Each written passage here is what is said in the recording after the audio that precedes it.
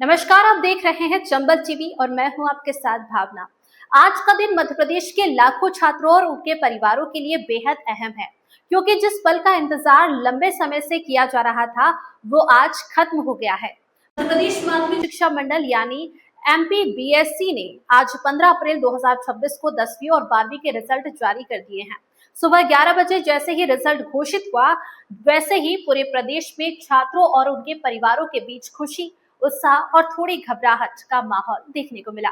इस बार खास बात यह रही कि मध्य प्रदेश के मुख्यमंत्री डॉक्टर मोहन यादव ने खुद भोपाल से रिजल्ट जारी किया और सभी छात्रों को शुभकामनाएं दी। उन्होंने कहा कि ये रिजल्ट सिर्फ नंबर नहीं है, बल्कि छात्रों की मेहनत, उनके परिवार के सपनों और शिक्षकों की लगन का नतीजा है।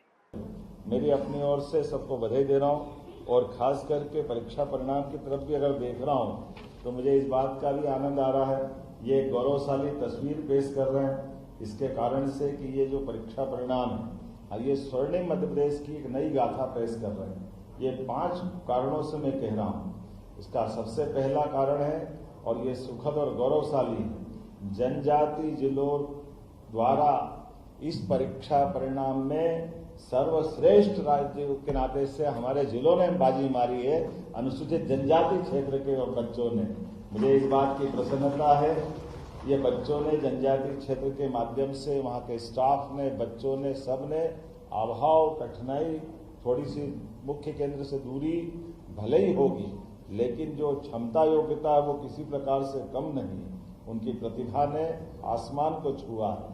दूसरा एक और बड़ा कारण है और वो कारण तो हमारे लिए इस वर्ष और आनंद का है। ये नारी सशक्तिकरण को समर्पित है। बेटियों ने फिर बाजी मारी है, हमारे छात्रों को पीछे छोड़ते हुए छात्राओं ने अपना दबदबा कायम रखा है और इसीलिए मैं सभी उत्तीर्ण बेटियों को बधाई देना चाहता हूँ। और खास बात, मेरिट में भी बेटियों ने फिर बेटों को पछाड़ा है।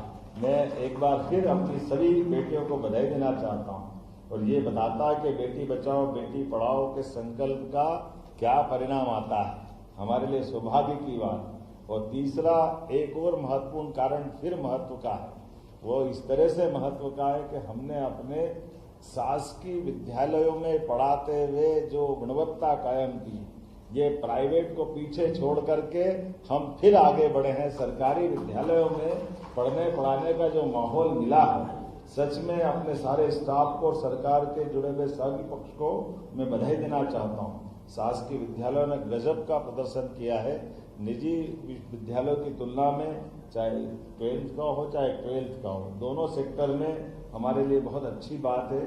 और चौथा, नकल प्रकरण में भी कमी ला करके बच्चों ने पढ़ते हुए जो माहौल बनाया, उसके आधार पर ये बता सकता हूँ कि ये हमारे 10th और 12th के बच्चों ने और वातावरण ने अपने आप बदलाव लाया है। और 5वां बड़ा कारण, जिसके लिए मैं 12वीं के लिए भी बधाई देना चाहूँगा, हम पिछले साल 15 साल का सर्वश्रेष्ठ प्रदर्शन कर रहे थे। अब की बार पिछली बार का भी रिकॉर्ड तोड़ते हुए 16 साल में सर्वश्रेष्ठ प्रदर्शन कर रहे हैं। ये बड़ी बात है, हमारा ही रिकॉर्ड हम तोड़ते जा रहे हैं। 16 साल का सर्वश्रेष्ठ रिजल्ट ये आ रहा है। मेरी अपनी ओर से बधाई। अगर आंकड़ों की बात करें, इस साल करीब 16 लाख छात्रों ने परीक्षा दी थी, जिसमें बड़ी संख्या में छात्र 10वीं और 12वीं में शामिल हुए। 12वीं का पास प्रतिशत करीब 73% रहा है, वहीं 12वीं का पास प्रतिशत करीब 76% के आसपास बताया जा रहा है।